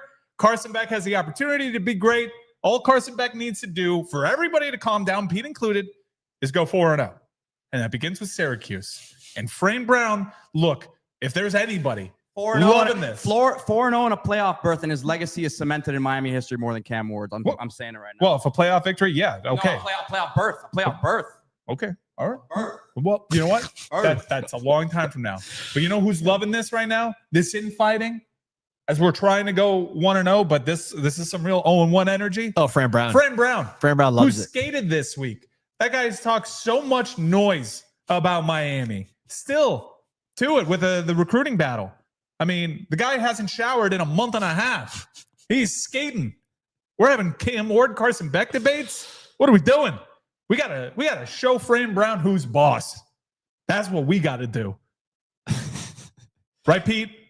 Oh, look Eyes on the prize. Gary Furman just had brunch with Fran Brown at Finca. Man, this guy is so well studied when it comes to what he's saying. Finca, of course, the upscale restaurant that is ran by Eileen Andrade of the Andrade family, East Las Canadias. Let me point out, great place. This is not the real Gary Furman. I'm just going to say it out there. I'm going to say it once again. If anybody, this is a disclaimer. If anyone was unsure, this is not the real Gary Furman. This could be damaging to his reputation if this was the real Gary Furman as an imposter. So this is not the real Gary Furman, everybody. Just letting you guys know. I don't know. The photo looks pretty real. If he's at Finca, he's recruiting Braddock. Not the real Gary Furman, guys. Just letting you guys know for the 1,000th time out there, because this could be damaging to his reputation. The strong reputation uphold. Confirmed. Ron the Man says Mario better learn how to run at the score this week. If he's not, he's soft. Oh, I like that. I could see some. Do you see a certain recruit being in the stands? Who knows, man? I'll tell you this. I said this take on the show this morning. The best Derek Cooper, very fast, very talented, and the right system can be very, very explosive. Calvin Russell, ton of talent. I heard he's a great kid, hard worker. The best football player and athlete in South Florida is Jason Lopez. Period, point blank. You can call me a Cuban supremacist. I've been called it before. The last person I try to prop up is about to go number 1 overall. Last Cuban I try to prop up. Elijah Lofton might get cut before the game. Jason Lopez, right there, the best player in South Florida. Period. I don't know about Jason Lopez. I'm not as plugged into Cruden at this point in the season. Just tell me about him. He just lit up St. Thomas. I believe he's the most prolific receiver in the history of South Florida. Statistically, he's getting like 1,300, 1,400 yards every year since his freshman year. I mean, he's a short Cuban guy with a fro. He looks like us. He looks like someone you knew at Florida Christian. But he dunks it in the half court. He scores 30 points a game in basketball. He's an FBS recruit in basketball. I do like the basketball, football guys. He's a dominant football player against the best competition. Currently committed to FSU. I think we can flip him. We got to stop it. He cannot. If he goes there, look, he'll transfer when they get a new coach. But we got to get that dude. That's got to happen. Rocco. Are we on that? Wait. Hold on. 305 said, Mike Ryan, D-Money, condemn this immediately. The Cam Ward talk, I've been condemning it. Cam Ward is the best Canes since Sean Taylor. Cam Ward made a whole generation of Canes fans. My kids have Cam Ward's jersey hanging above their bed. They didn't care about the Canes until Cam Ward. What did they do at the Louvre? They stole some paintings? Yeah. I would steal the Mona Lisa if it meant that I could pay Cam Ward to come back to the University of Miami. Yeah, well, you're not gonna hear me say a bad word about Cam Ward. I may not necessarily agree with all the points espoused on this show. I will fight tooth and nail for Pete's ability and right to say those things. This is a free show, baby. We're not getting any text from the Toronto Terrier. Well, maybe we will actually. Please do. All right, you want to transition I think this has been a weird show. It's been, usually we're all over the place with regards to like Turkish soap operas and things of that nature. This ran an emotional gamut. Yeah, I don't even know where we stand. Are we slurpers? Are we mopes? Are we on the payroll? I think we challenged the staff plenty. I challenge. Well, look, man. Here's the bottom line, guys. No. You didn't challenge them plenty. Like everything we say that's wrong like, is their fault. Yeah, I agree. Well, I mean, what's there to say? Yeah, you hired your mercenaries to do your bidding right now. I said if we lost to Louisville, it'd be the worst loss since the Fiesta Bowl. We lost to Louisville. Then we went out and lost to SMU. Is he politicking right now? Look at this. Look at this. I mean, it's a casual Friday polo here at City Hall. You know what? I actually just came from the heck. I was interviewing Xavier Lucas. I was saying hi to everybody. I was saying hi to my girl in the front. We were out here enjoying life in the heck. Your girl out in the front. Yeah. What's her name? You know what? I don't. Why you do this to me? You did it to yourself by saying my girl out in front. We could have kept it moving. We could have kept it moving. No, I wanted to seize on before the I started saying it. I realized that I didn't have the name. If you're gonna do this political game, you make a name up. And you say, and when they're like, well, that's not her name. Yeah, it is. And you just keep it moving. Well, the heck's watching. It's a very effective strategy. We need the Toronto Terrier to text us the name. I know he's watching the show. Let's see what we got going on here. All right. Oh, man. Gary's gone. Got a new show at the box office. Enjoy. I want to know what AI was put in to make this picture. Who is that represented? Johnny Cash. That is. It looks like Fat Elvis, maybe. But the hair is different. It's a Gene Simmons vibe. The last time I saw Gary, he looked exactly like this. So I don't know what you're accusing. Better shape, great tan. Gary's in great shape. Son of the Beach says that's Pete's clam out in front.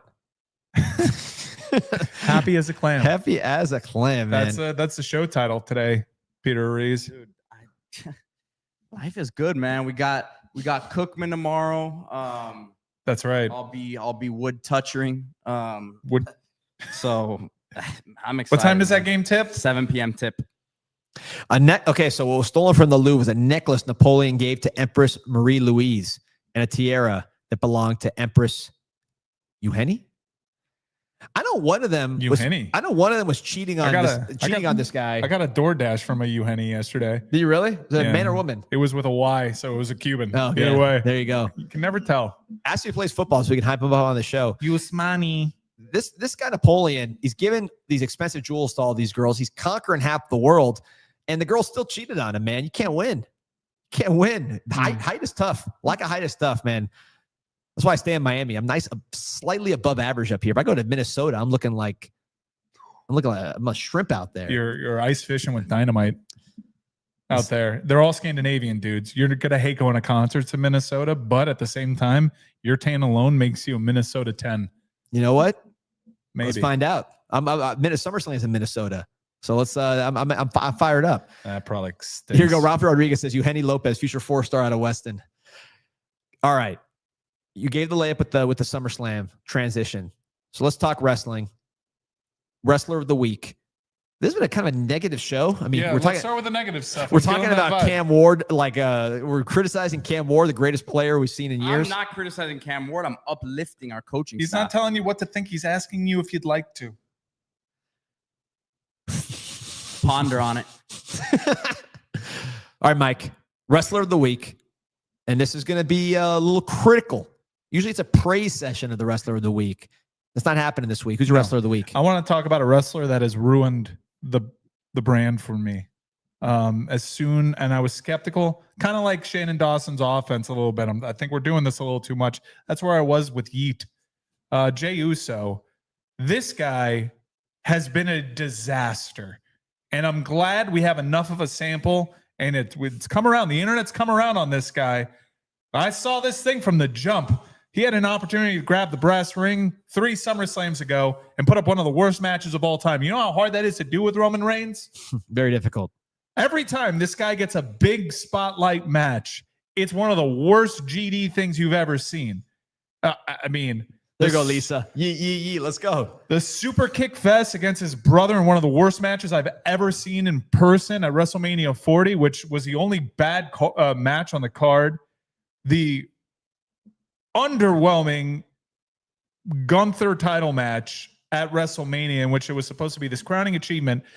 I've had to endure at least 3 what would be tantamount to 3 consecutive weeks of just straight up yeet. One trick pony. He's Jeff Hardy without the moveset. He's Macho Man, but with just and nothing else. Like, I get it. He looks cool. He's yadded. He was really good as a tag team. D-Money, I'd like to. Great actor. Dude, Oscar the winning. work that he was doing in the Bloodline, Uso Penitentiary stuff, I'm like, this guy should be in Hollywood. I don't know why this one hasn't worked out in the singles division. He had everything there for him. He had the opportunity. He has a look that is marketable. He doesn't have the matches. I don't know if he has the professionalism. That match on Saturday night's main event, I've seen clips. This is not my words. There are people wondering, like, hey, Jay, are you all right on the internet? The match was so bad, people are wondering if he's okay. Folks, the attendance is way down. The ratings are even worse. This was a huge misstep, and it's a damn shame that you can point to 2 different things about how this golden era for WWE ended. And maybe it's bigger than that. Maybe it's just TKO. Maybe they came out hot and their just approach to their fans ended up being their comeuppance. But I think it was how badly they botched John Cena and the entire WrestleMania, because it was a bad WrestleMania in Las Vegas. And the decision to identify Jey Uso as their next single star. Keep in mind, this impacted the first Cody Rhodes and Roman Reigns WrestleMania match when we just had to sit through another year of BS until The Rock came and saved it. Yep. All right. Jey Uso is a disaster right now, and I don't think he can be fixed. D-Money, the floor is yours. I wish I could argue with you. I cannot. He's been a huge disappointment. I think the biggest thing with him is I've been watching some, as of you, Samoan wrestlers since we've been watching wrestling. Wait. We're not talking about. He hasn't been that bad. Okay. Oh, Cam. Oh, no. All right. No. We're not All right. there. Oh, I know where Pete's going. I know where Pete was trying to find a hurricane to throw into the bus. all right. Not going there. Not been that bad. No, all right. Oh, Not been that bad. D. hey, that wasn't really Stop a it. holding. Stop it. That wasn't really holding. Oh, The guy man. fell to the ground. It wasn't his fault. All right. I like this, Pete, man. He's keeping us on our toes, I man. know. I Wow. like it. I I don't agree with it. But I like it. That was a little brushback pitch right there. Oh, I'm yeah. Like, all right, I gotta get the timing down. Jey Uso, the issue, we're watching Samoan wrestlers since we've been watching wrestling. I've never seen a Samoan wrestler where the strikes look as fake as this guy. Usually, you believe that their head is hard. You know what I mean? You believe that they have stone heads and they're just crushing people because of the way they sell it. Roman, the best there is. Jay, it just doesn't look good. The super kicks don't look good. You're not a fan of the 90-degree angle super kicks? I hate super kicks. There's only one super kick. Shawn Michaels referenced in the biggest song of the year with Kendrick Lamar. They're not going to be singing about these Jey Uso super kicks in songs. So got to get it better. I would do a storyline because this guy's such a good actor. I would do a storyline where the storyline is basically how much he sucks, and kind of like Triple H comes out like, man, you suck, and kind of have him job a little bit and then redeem him. But you got to make it a storyline right now because everybody sees it when they watch. And as Kevin Andino says, and you said it earlier, the spears, not good. Looking like the 2024 Canes defense out there trying to spear people.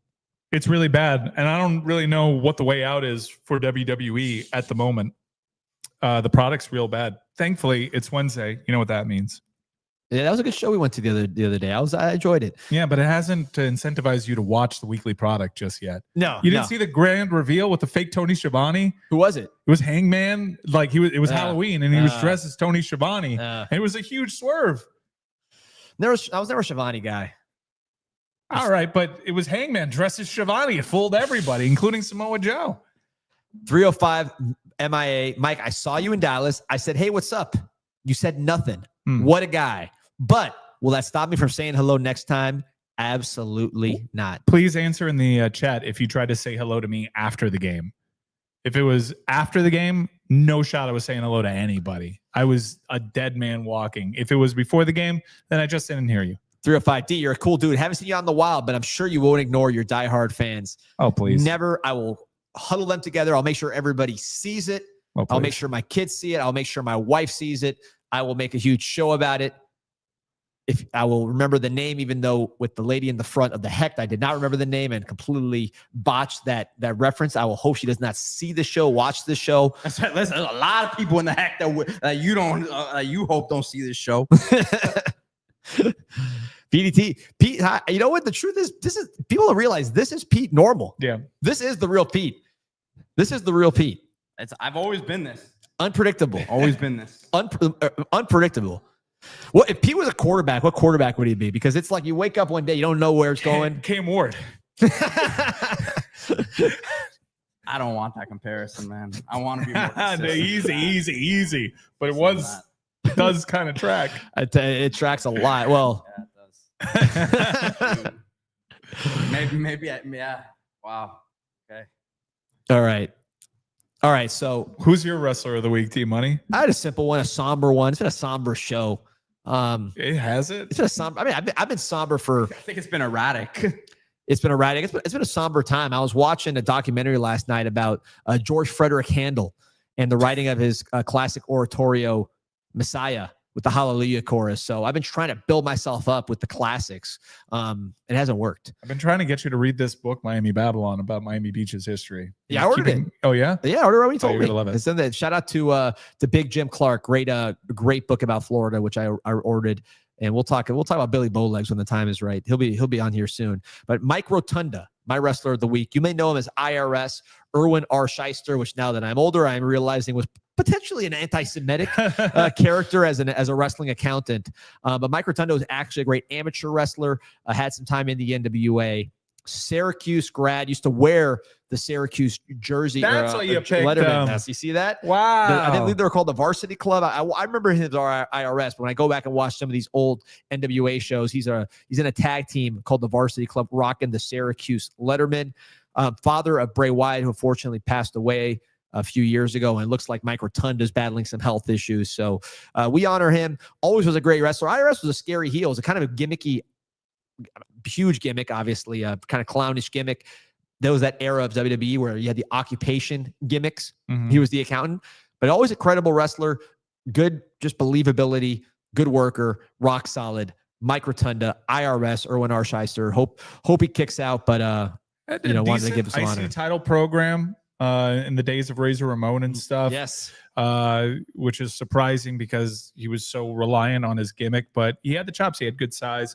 And yeah, the news surrounding him, apparently he's in hospice care.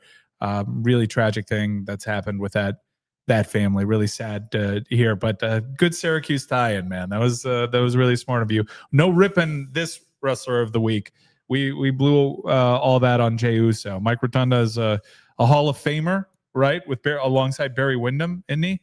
Yep. So yeah, definitely prayers out to he and his family. One of the great wrestling families. Martin Quinn, some other Northeast stars, Pete Gass and Joey Abs, Mean Street Posse legends from the rough streets of Greenwich, Connecticut.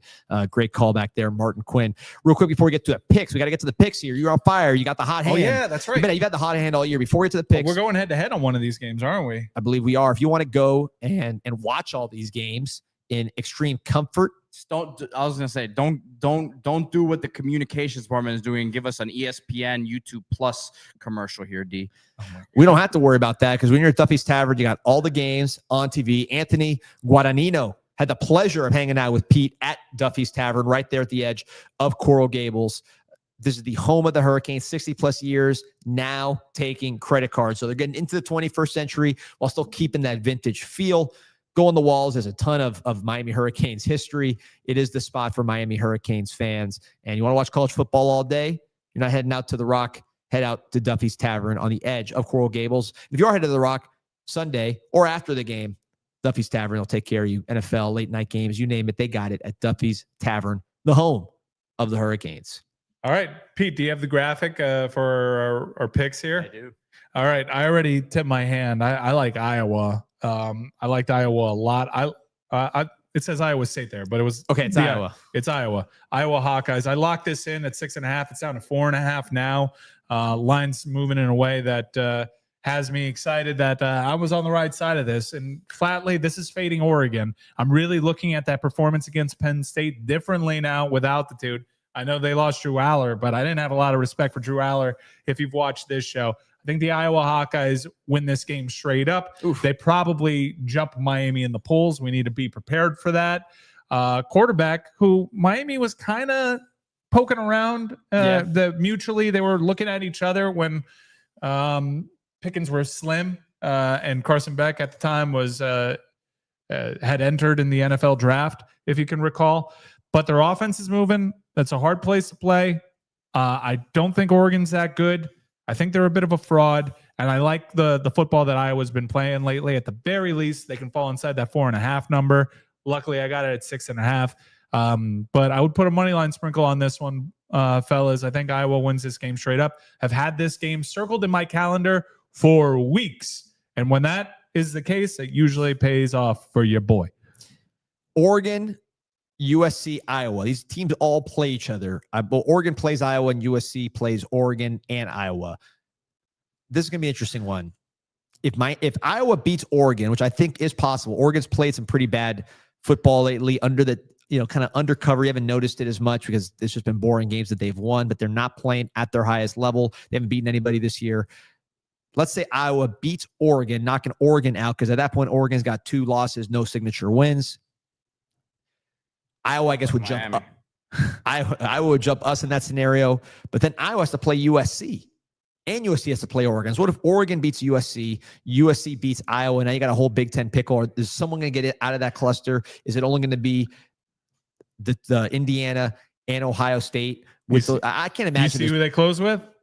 Nebraska. Imagine Lume being a at Miami Nebraska. Hurricanes fan, seeing a ranked Iowa head to Nebraska. Can Matt Rule end the 100-game streak, seemingly? Pete, even though we acknowledge it was Iowa State in that graphic, can you please put it right now? Thank you very much. Well, who was the next team on the graphic? Mississippi State? Mississippi State. Georgia at home. Yeah, the Stark Vegas is a hard place to play. Texas found that out. Mississippi State has been right there. They almost upset Tennessee. They almost upset Texas. I think it's high time they get their signature win this season. I put them a little money line sprinkle on Mississippi State. That being said, I do have to walk back some of the stuff that I said about Gunnar Stockton. He has elevated his play. Some people are arguing that he should be in the Heisman conversation. I'm not quite there yet, but Gunnar Stockton has put together a very good month of football. I think this is going to be a tightly contested game entering that fourth quarter, and with points, you like where you're sitting. And finally, I'll close with BC. This is really me leaning on history. When a team has a season-defining victory and they storm the field against Miami, you fade them. They feel themselves. And boy, has this staff and its players really been feeling themselves on social media. I think BC hangs within that number. It's a tough noon start in the ACC on the road. We all know how that goes. And Bill O'Brien, I don't know if you saw his press conference this week. Great coach, great leader of men, great evaluator of talent. Love Bill O'Brien. Great moment in that press conference. So I think BC's been really bad this year. That program's not been heading in the right direction. They started out all right, and then this season's kind of gotten away from them. But I also think it's high time they put together their performance of the season. I think it times out, and I'm just leaning on what I know, which is if a team feels itself after beating Miami, you fade them. So I'm going BC here. All dogs for me, D Money. We kick it over to you. Yeah, and I'm all favorites. But before we get off your guys, this would be great for Miami. Let's say that the teams that you have as dogs pull off the upset, which I know you're not saying that. You're taking Mississippi State's got 8.5 points at home. I have money line sprinkles on all these teams. All right, so let's say that hits. Georgia is one that they've been vulnerable. They've been winning a lot of close games. Could they survive Florida? That would have been a huge result for Miami and Florida. No one's ever going to pay attention to how bad Florida got screwed on that call. Yeah, that's true. That's true. It was can't blame the ACC refs for that one. I think refs in general just suck this year. This has not been a good ref year. I mean, think about the SEC refs in Auburn with the Kirby Smart fake timeout call. Yeah. I mean, that was like, do you remember Billy Madison when he's having the academic decathlon and they're in the science lab? Are you going to the mall later? He cheated so badly. Are you going to the mall later trying to spell Phil Rizzuto? And then when he's in the academic decathlon, they're trying to build like some sort of like rock or something. Yeah. And he pulls his shoe out of the thing and the guy's clapping. Yeah. He made the shoe in the lab. That makes no sense. So that was Kirby Smart was getting away with things to the degree that Billy Madison was getting away with things. So FCC refs have been bad. ACC refs have been bad. It's been bad. But this would be great for Miami if these two teams or either one of them were able to take the dub. Let's start because I was on the other side of it with Yuga and Mississippi State. I've been rolling Mississippi State. They've been kind of up and down. This Georgia offense, I think, has something going. I hate to say it, but Gunner's got something going. The offense is looking a lot better. Chauncey Bowen's really running the ball well. I think Mississippi State's defense is just not good enough, and I think you're going to see this Georgia offense rolling, and their defense is going to do just enough to get that spread. I don't like taking home dogs when they're playing an offense. When I don't believe they can win. I just don't believe they can win, and they're playing an offense that can really run it up on them. You've had the hot hand, so listen. I've been cooked on some of these head-to-heads, but I do think Yuga, that just what they're doing offensively with Zechariah Branch, Chauncey Bowens, Gunner Stockton, I think that they get this thing rolling there. What else do I got? I didn't fade Alabama this week, but I wanted to. TAMU, Texas A&M at Missouri. It's a big spread. I've liked Missouri throughout the year, but they got a freshman quarterback, man. And I know they had a bye to get him ready, but this Texas A&M defense can get after it. Look at Cassius Holmes, man. That guy can really rush. That they've been able to get leads on teams and force them out of their comfort zone. Missouri, if Missouri gets down in this game with the explosiveness of Texas A&M, they're really going to be out of sorts. They got a freshman quarterback. I don't love just that situation. I like Matt Zolos. I think he's going to be a very good player, but freshman quarterback is a TAMU team playing extremely well in all facets. Probably the most complete team right now in college football, along with Ohio State. So I think that one gets away from the young quarterback. I like Texas A&M here too.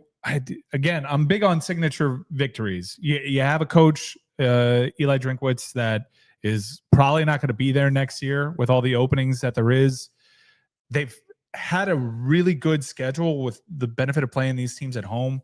They have not pulled off the big signature dub. So I hate running against that because it kind of seems like they're due. But looking at this game in a vacuum, with what you mentioned about the quarterback situation, although I hated their original starter, I thought he was garbage. And that even though I won that bet against Alabama, they should have won the game. Yeah, should have won. Ahmad Hardy's a really good back. I just think Texas A&M, this is a college football playoff semifinal team to me. Yeah, I'm with you. They're one of the best teams there is, most complete teams, and they're playing with a lot of confidence. I was shocked by this, and I shouldn't be. I should be on top of the ACC. I did not realize. I knew Clemson was down bad. I hadn't looked at their record in a while because it was irrelevant to Miami. They are 3-5, man. I don't know if they make a bowl. They might not. If they lose this game, they're going to be because they still got to play South Carolina. They still got to play Louisville at Louisville. We could use their help. They're at South Carolina. Mike, they might not make a bowl here. Yeah. But I think they turned it around. You made a lot of good picks picking against Florida State. I'm picking against Florida State this week. I just think Clemson, the desperation is starting to set in. They have players healthy that can help them win. Florida State, we saw they can't really rush the passer and expose Clemson's offensive line, which has been very, very weak. Can Clemson run the ball against Florida State? I don't know. But I just don't think Florida State has very good players up front. I think Clemson has enough to get Castellanos out of his comfort zone, force him to throw some picks. I think Clemson takes care of business here at home. I don't feel great about it, and I am just shocked. They might not make a bowl. That's incredible. It's wild. Only automatic win left on their schedule is Furman. And not Gary Furman live from MGM. You queued him up. All right. I like these picks. We'll see what happens head to head in Stark Vegas, I guess. That line, by the way, I got Mississippi State. I locked it in at the beginning of the week. It was at 7.5, thinking it would go down. It's going the other way. So the public agrees with you there on Georgia. I like what we did there. We broke up the non-football stuff. So that we're switching it. Yeah. Come back, stay around. Yeah. We should have told the people, like, hey, we're going to do Wrestler of the Week. Then Pete's going to have some thoughts on, Jerome Brown and I what like are the beloved Canes I think- Michael Irvin. I think that's a template. Wrestler of the Week. Everyone's like, guys, talk football. We'll give you the picks, and then we'll do what we're about to do right now. Who are the most beloved Canes before you get to the song of the week? Well, Ken Dorsey's getting his name in the Ring of Honor this weekend. We got to get a list for Pete to study and to rip apart. But Jerome Brown, Sean Taylor for sure. Whoa. Michael Jimmy Irvin. Johnson, What? Michael Irvin. No. I was so confused. That's what we're talking about. We're putting Ward in the same category as those guys. I was confused. No, I'm absolutely serious. Stop it. That's disrespectful for those people. Man. People love Cam Ward. I would put Cam Ward in that class. Cam Ward, in terms of being like a popular quarterback, he was the first pick of the draft. Yeah, the guy's unreal. Yeah, he's inspired generations. Lil Pump inspired generations, and he was very popular. I mean, when you're right, you're right. Man, and I'm not hating. I disagree with Pete so strongly, but he is cooking, man. I can't fight with the energy. I cannot fight with the energy. I'll tell you something, D. You should really look into doing one of these shows standing up. The ground force that I'm telling you, man, and even when I'm at home, I feel good. I feel good. Get a little sleepy when you're sitting. That clown nose got you started. It's been off and running ever since. I legitimately thought you were starting the show with a clown nose instead of a red mic sock. Really, no, he was let really it breathe, a red though. panic button. Did you see the thumbnail? Yeah. Yeah, there's a big red panic button. But the clown thing, good idea. Good idea. Even though I already declared myself a clown. So at this point, you're calling everybody else a clown. I think the others might be the clowns. That's it, man. Pete rolling today. Love it. All right. I did just yawn sitting. Wait, Pete. So maybe I should try standing. Your last song of the week, Rich Homie Pablo. No, or not Rich. What's no, that? It was Hood Rich Pablo. Hood Rich Pablo. Well, Hood Rich Pablo won, and I didn't. I was just shouting him out, and I was waiting for that First Day Out song, which came out. And by the way, it was. I sent you guys the link last week. It was trending top 10 on YouTube over. What's her name? Brother, you got me. The chick that Kelsey's dating, man. Taylor Swift. That one. That's why we keep you around, man. You got to be one of the few people that is like, who's that chick that Kelsey's dating, rather than the other way around. I got to tell you, you're right, Pete. Real McAfee style broadcast. Feeling good? Here. I think I can get on myself a little bit because I squat a little bit. It's good clapping that way. Let's do song of the week. Let's do it. I got Kings of Leon here, pal. Let's go. Squatting? Yeah, I mean, squat's usually good for testosterone and just general juice. So I figured let's just try this. So we have Kings of Leon looking handsome on the left. When this album came out, they were not looking handsome. They were looking like hippies. D-Money, you strike me as a guy that was playing in rock bands around the time this album came out. Sure was. And so you might have been a Kings of Leon fan. I was a huge Kings of Leon fan around like 2008, 2009.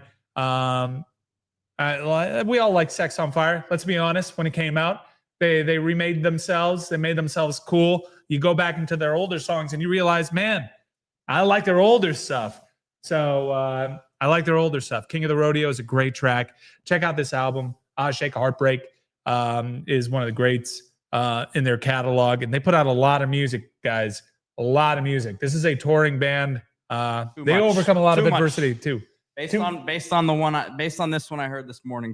Pete, there's no way you like this song. No, this song is not for you. All. Both of these, I give them listens, and I gotta say, I appreciate that. Yeah, no, this song had no shot with you. You know that. This song had no shot. I'm tapping. I try to squat. I can't do it. What's your song of the week, D-Money? I'm going Love and Cup by the Rolling Stones. So I wanted to get a song that just kind of caught my vibe, my situation currently, and had a redemptive quality. So I'm fumbling and I know my car don't start. Yes, I'm stumbling and I know I play a bad guitar. Give me a little drink from your loving cup. Just one drink and I'll fall down drunk. So just a ragged feel to this album, Exile on Main Street, one of the greatest albums of all time. When I first heard this album, I remember hearing how great it was. I was a kid. I was 17. Heard how great this album was, reading about it. I'm like, all right, let me go to Specs. Remember Specs? Yeah, I remember Specs. Went out to Specs, got the album. It sounded like the mix was messed up. I thought my speakers were busted because it was so muddled. You couldn't understand any words that Mick Jagger was saying. Everything sounded the same. It was all jumbled together in one pot of instruments. But then as over the years, you realize that's the feel of the album. They were drug addicts on the run from tax laws. England had some very repressive tax laws on the rich. So the rich people, as they tend to do when taxes go up unfairly, left to France, to the south of France, to record an album in the south of France called Exile on Main Street, a classic of the genre, one of the best albums of all time, Love and Cup. Great song. And yeah, man, I had to sit down. I couldn't squat. We like to have fun. Pete's Pete's slimmed down a little bit. Oh, wow. Flattering. Pete's all bulk. Pete's a power player right now. Pete's all just force right now. I am. Put Pete at center. All right, that's enough for that. I think Pete let's see here. Oh, here we go. No smoke. Let's bring it back all the way. This is what happened. This is why it happened. Milan said he's going to get me a number 1 jersey to wear when I wear it. I said JoJo needs to step up before I wear it. No smoke. How did he get that jersey, man? Can't keep him on the sideline, just throwing the game and I expect to work out kinks. I'm calling it a big JoJo game. Pete, how good is that clickbait going to be when JoJo has a monster game and we win? He had a monster game last week, man. It was phenomenal. It was an impactful game, no doubt. Son of the Beach says Pete's on that clam. Happy as a clam. Happy as a damn clam. All right, let's get some penicillin. Beat Syracuse, Frame Brown. We may have forgotten you this week. We'll circle back. We'll claim our victory. Don't worry about that. You're lucky. SMU won. You're lucky. We haven't forgotten. Memory like an elephant. Cloudfleet Creation says, I feel like I'm tripping balls on LSD watching this show. If you want to feel like you're on LSD without having to purchase LSD, go watch Miami Hurricanes highlights last year. Like and subscribe. Hey, that's LS. Like and subscribe. Like, subscribe, right. and what's download. D? Download. Like, subscribe, and download. LSD. Go Canes. Go Canes.